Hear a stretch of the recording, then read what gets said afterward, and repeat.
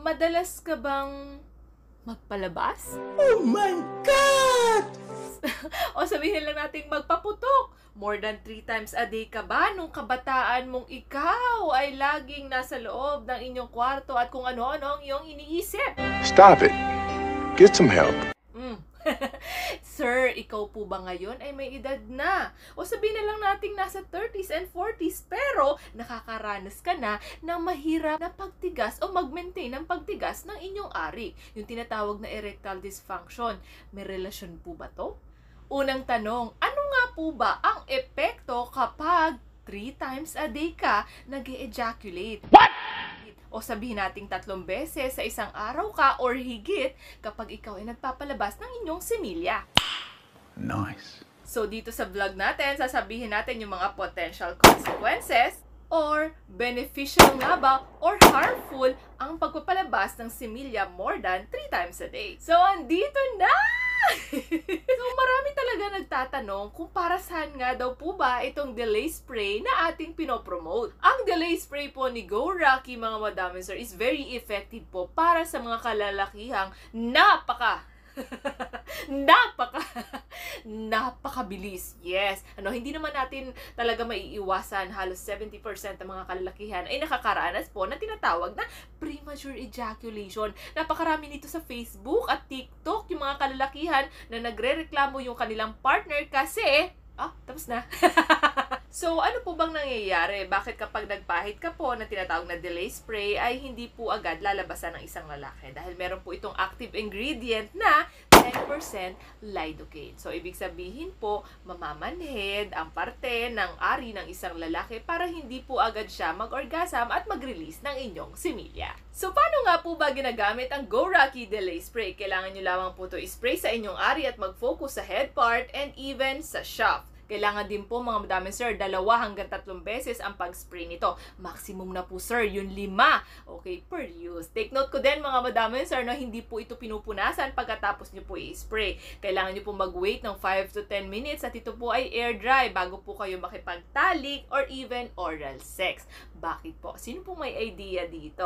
Para ma-avoid po natin or maiwasan po natin ang pag-transfer ng numbness sa ating mga partner. Question, pwede po ba itong gamitin kapag po ako ay gumagamit ng condom? Yes, of course mga madam sir. Ang ating Go Rocky is compatible po sa tinatawag na latex condom. Kailangan nyo lamang po itong patuyuin bago po kayo mag-insert ng condom. Okay? So, pwede rin po ba itong gamitin kapag ako ay gumagamit ng lube or pampadulas? Yes na yes po mga madam sir. Wala pong problema as long as patuyuin muna po bago po ito gamitan or ibabawan ng tinatawag na lubes. So, ano pa pong hinihintay? Why don't you try Go Rocky Delay Spray? I-click lamang po ang link sa baba sa comment section. And yes, i-deliver po ito sa inyong mismong bahay. So ito ay ipapag-giveaway ko muna itong 2 ito kasi bibili na lang ako pagdating ng September, pagdating ni Hobby. So thank you so much Go Rocky sa pagtitiwala. God bless! So, recap muna tayo mga madam sir. Ano po bang nangyayari sa katawan ng isang lalaki kapag sila ay nag-ejaculate o nagpapalabas ng similya?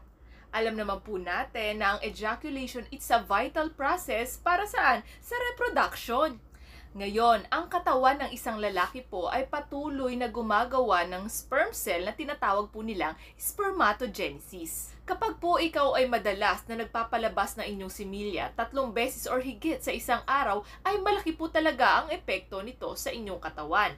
Bakit? Dahil po nadidrain ang inyong mga reserve sperm. So, ibig sabihin, madalas ninyong nauubos. Sinasagad ninyo ang mga natitira dyan na dapat ay meron po talagang ipon. Share ko na lang, may mga researchers po na sinasabi na kapag frequent or madalas ikaw nagpapalabas ng inyong similya, ay meron po itong epekto sa inyong quality and quantity ng inyong tamod.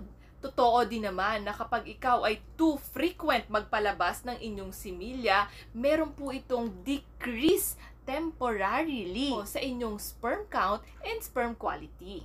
Contrary dito sa sinasabi ng research na to, ay meron din po na ang katawan daw ng isang lalaki ay mabilis naman po nito na re-replenish ang mga sperm na nawala dito. Alam nyo mga madam and sir, ang katawan ng isang tao, kapag ginamit nyo ang inyong mga muscles, nag-exercise po kayo, kailangan din po ng pahinga. Katulad din po yan sa ejaculation. Ang katawan ng isang lalaki ay kailangan din po ng tinatawag na recovery time. So, ibig sabihin, kapag po ito ay nagpalabas ng kanilang semilya, kailangan din po ito ng pahinga para ma-replenish din po yung mga nawalang semilya sa kanya. So, malinaw na malinaw, kapag ikaw sir ay too frequent or napakadalas mong magpalabas ng inyong semilya, ibig sabihin hindi po magiging sufficient yung time para ma-replenish yung mga reserve na sperm na nawala. Tanong, nakakaapekto po ba ito sa aming testosterone? Actually, mga madam and sir, hindi po. Regular ejaculation doesn't significantly affect your testosterone in the long run. Bakit? Your body maintains the balance. At yung tinatawag na fluctuation, mga madam and sir, is what? It's just temporary lamang po.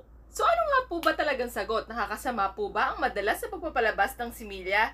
Hindi po! Okay, so matuwa na lahat, hindi po mga madam and sir. Pero may mga potential concerns po tayo dyan. So number 1, kapag ikaw ay too frequent mag-masturbate without proper lubrication, magkakaroon ka po na tinatawag na irritation. Next, number 2, kapag excessive yung frequency na inyo laging ginagawa, pwede po ito mag-lead saan? Sa addiction.